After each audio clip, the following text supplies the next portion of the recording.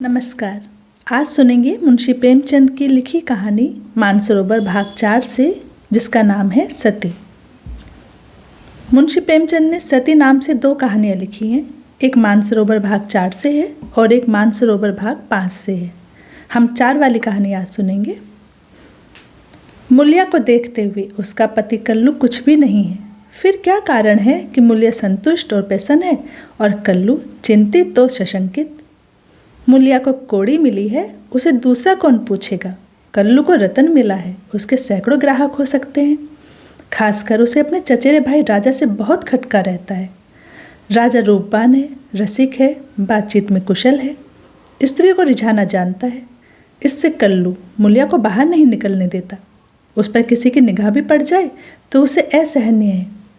अब वह रात दिन मेहनत करता है जिससे मुलिया को किसी बात का कष्ट ना हो।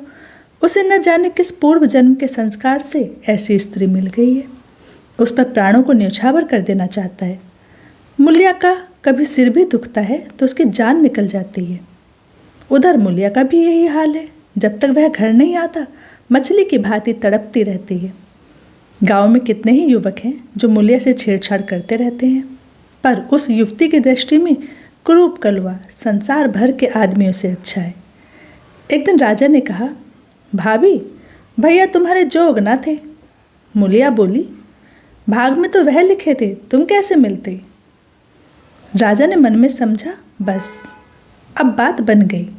बोला, विधि ने यही तो भूल की। मुलिया मुस्कुराकर बोली, अपनी भूल तो वही सुधारेगा। राजा निहाल हो गया।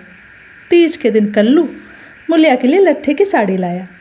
चाहता तो था कि कोई अच्छी साड़ी ले, पर रुपए न थे और बजाज ने उधार न माना। राजा भी उसी दिन अपने भाग्य की परीक्षा करना चाहता था। एक सुंदर चुंदरी लाकर मुलिया को भेंट की। मुलिया ने कहा, मेरे लिए तो साड़ी आ गई है देवर जी।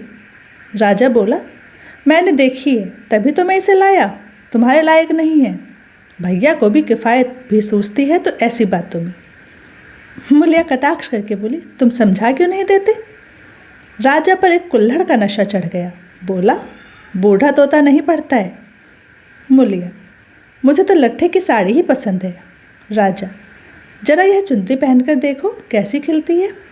मुलिया, जो लट्ठा पहनाकर खुश होता है वह चुंदरी पहन लेने से खुश ना होगा। उन्हें चुंदरी पसंद होती तो चुंदरी ही लाते। राजा, उन्हें दिखाने का काम नहीं है। मुलिया विस्मय से बोली, तो क्या मैं उनसे बिना पूछे ले लूँ। राजा, इसमें पूछने की कौन सी बात है। जब वह काम पर चला जाए पहन लेना, मैं भी देख लूँगा।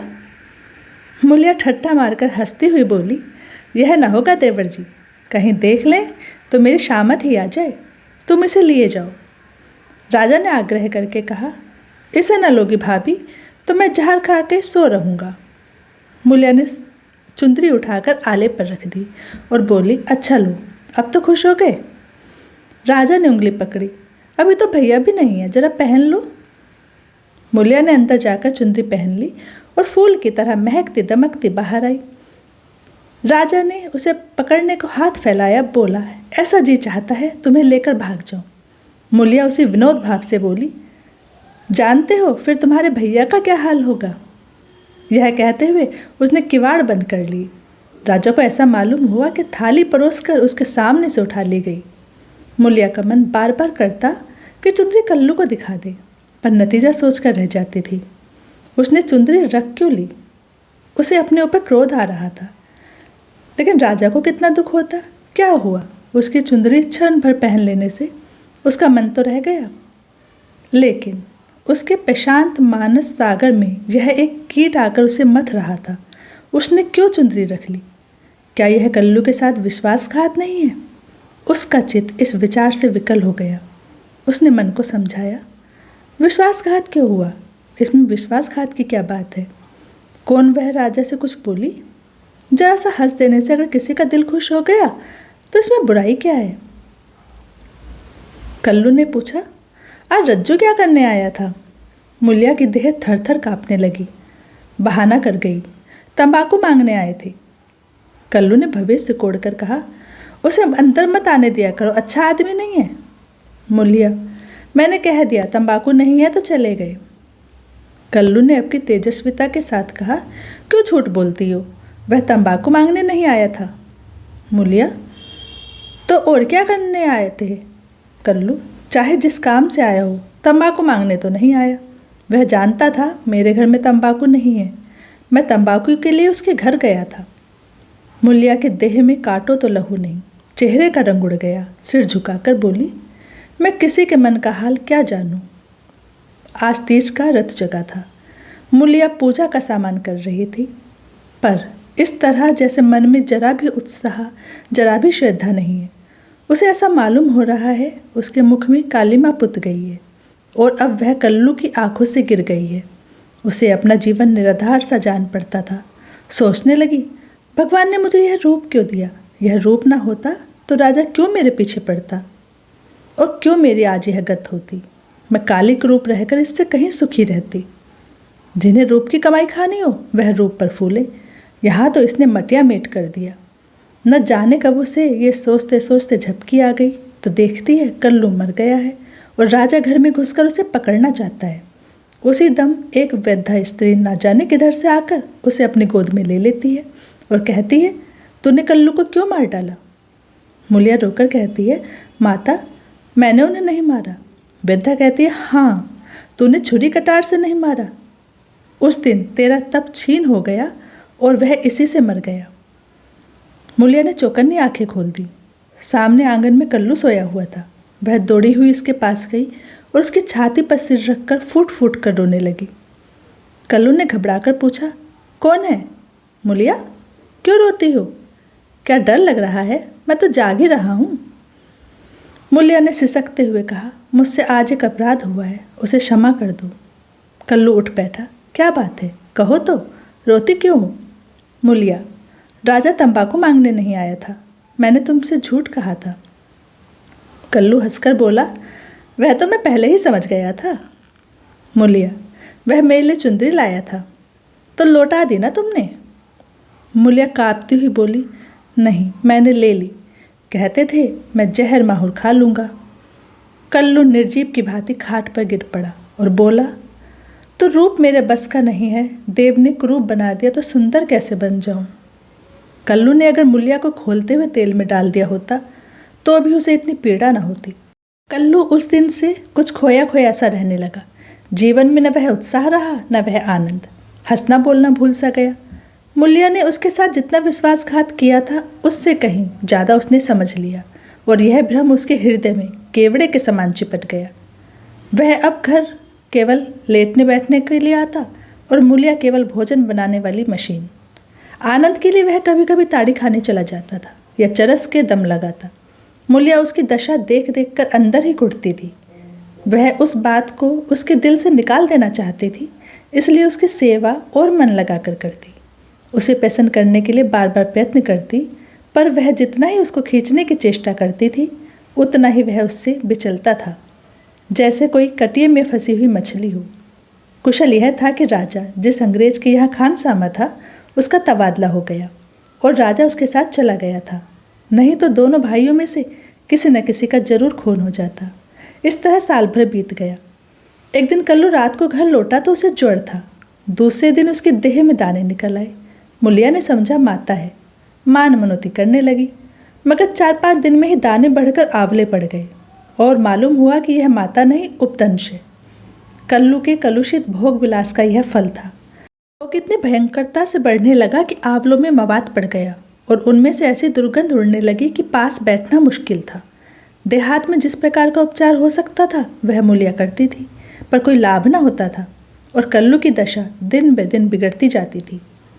उपचार की कसर वह अबला अपनी स्नेह में सेवा से पूरी करती थी। उस पर गृहस्थी चलाने के लिए अब मेहनत मजूरी भी करनी पड़ती थी। कल्लू तो अपने किए का फल भोग रहा था, लेकिन मूलिया अपने कर्तव्य का पालन करने में मरी जा रही थी। अगर कुछ संतोष था तो वह यह कि कल्लू का भ्रम उसकी इस तपस्या से भंग होता जाता था। उसे अब विश्वास होने लगा था कि मूलिया अभी भी उसी की है। वह अगर किसी तरह अच्छा हो जाता तो फिर उसे दिल में छिपा कर रखता और उसकी पूजा करता। प्रातःकाल था। मूलिया ने कल्लू का हाथ मुँह धुलवाकर दवा पिलाई और खड़ी पंखा डुला रही थी कि कल्लू ने आंसू भरी आंखों से देखकर कहा, मूलिया, मैंने इस जन्म में कोई भारी तप किया था कि तू मुझे मिल गई। तुम्हारी जगह मुझे दुनिया का राज मिले तो भी ना लूँ। मूलिया ने दोनों हाथों से उसका मुंह बंद कर दिया और बोली, इस तरह की बातें करोगे तो मैं रोने लगूंगी। मेरे धन्य भाग कि तुम जैसा स्वामी मिला।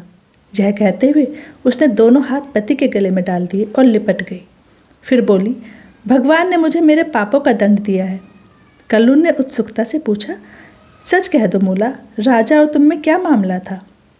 मूलिया ने विस्मित होकर कहा, मेरे और उसके बीच अगर कोई मामला हुआ हो तो भगवान मेरी दुर्गति करे। उसने मुझे चुंदरी दी थी, वह मैंने ले ली थी, फिर मैंने उसे आग में जला दिया। तब से मैं उससे बोली तक नहीं। कल्लू ने ठंडी सांस खींचकर कहा, मैंने तो कुछ और ही समझ रखा था। न जाने मेरी मति कहाँ हर गई थी। तुम्हें पाप लगाकर मैं आप पाप में फंस गया और उसका फल भोग रहा हूँ। उसने रो रो कर अपने दुष्कृत्यों का पर्दा खोलना शुरू किया और मूलिया आंसू की लड़ियाँ बहाकर सुनने लगी। अगर पति की चिंता न होती तो उसने विष खा लिया होता। कई महीने के बाद राजा छुट्टी लेकर घर आया और कल्लू की घातक बीमारी का हाल सुना तो दिल में खुश हुआ। तीमारदारी के बहाने से कल्लू के घर आने जाने लगा। कल्लू उसे देखकर मुंह फेर लेता, लेकिन वह दिन में 2-4 बार पहुंच ही जाता। एक दिन मूलिया खाना पका रही थी कि राजा ने रसोई के द्वार पर आकर कहा, भाभी, क्यों अब भी मुझ पर दया न करोगी? कितनी बेरहम हो। क्या दिन से तुम्हें खोज रहा हूँ पर तुम मुझसे भागती फिरती हो। भैया अब अच्छे ना होंगे, इन्हें गर्मी हो गई है। इनके साथ क्यों अपनी ज़िंदगी खराब कर रही हो? तुम्हारी फूल सी देह सूख गई है। मेरे साथ चलो, कुछ ज़िंदगी की बहार उड़ाएं। यह जवानी बहुत दिन ना रहेगी। यह देखो, तुम्हारे लिए एक कर्णफूल लाया हूँ, जरा पहनकर मुझे दिखा तो। उसने कर्णफूल मूलिया की ओर बढ़ा दिया।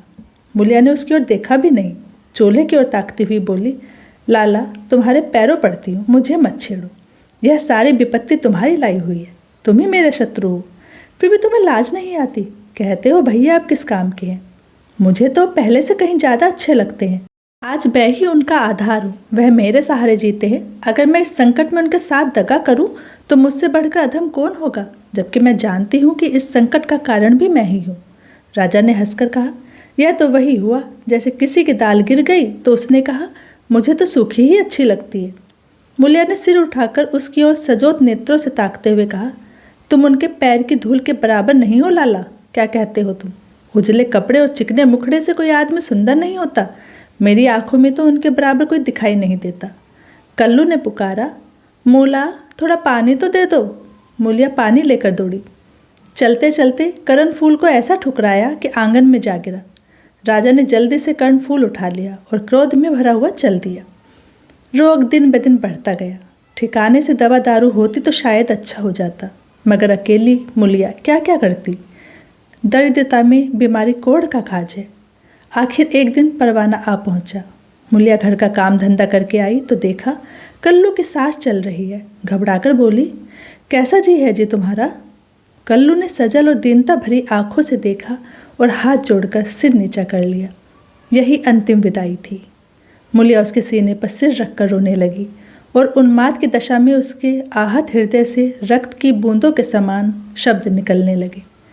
तुमसे इतना भी न देखा गया भगवान, उस पर न्याय और दयालु कहलाते हो, इसलिए तुमने जन्म दिया यही खेल खेलने के लिए। हाय नाथ, तुम तो इतने निष्ठुर न थे, मुझे अकेले छोड़कर चले जा रहे हो। हाय, अब कौन मूला कहकर पुकारेगा? अब किसके लिए कुएं से पानी खींचूंगी, किसे बिठाकर खिलाऊंगी, पंखा डुलाऊंगी। सब सुख हर लिया तो मुझे भी क्यों नहीं उठा लेते। सारा गांव जमा हो गया, सभी समझा रहे थे। मूलिया को धैर्य न होता था। यह सब मेरे कारण हुआ, यह बात उसे न भूलती। हाय भगवान। शब की दाह क्रिया की तैयारियां होने लगी। कल्लू को मेरे 6 महीने हो गए। मूलिया अपना कमाती है, खाती है और अपने घर में पड़ी रहती है। दिन भर काम धंधों से छुट्टी नहीं मिलती। हाँ, रात को एकांत में रो लिया करती है। उधर राजा की स्त्री मर गई, मगर 2-4 दिन के बाद वह फिर छैला बना घूमने लगा और भी छूटा सांड हो गया। पहले स्त्री से झगड़ा हो जाने का कुछ डर था, अब वह भी न रहा। अब की नौकरी पर से लौटा तो सीधे मूलिया के घर पहुंचा। इधर उधर की बातें करने के बाद बोला, भाभी, अब तो मेरी अभिलाषा पूरी करोगी या अभी और कुछ बाकी है? अब तो भैया भी नहीं रहे, इधर मेरी घरवाली भी नहीं है।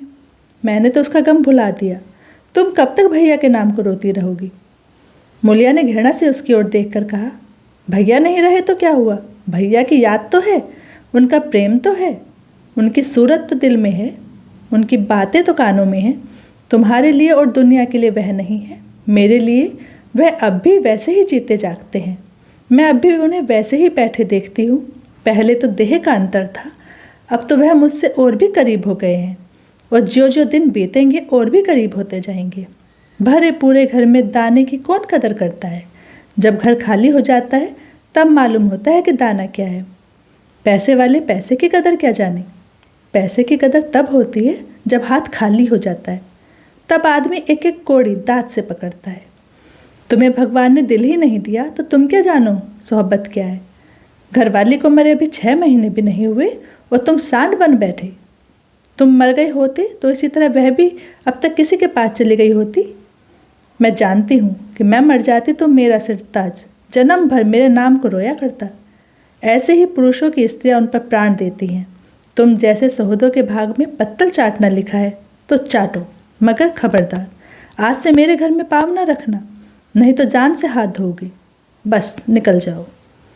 उसके मुख पर ऐसा तेज स्वर में ऐसी कटुता थी कि राजा को जबान खोलने का भी साहस ना हुआ, चुपके से निकल गया। कहानी सुनने के लिए बहुत बहुत धन्यवाद।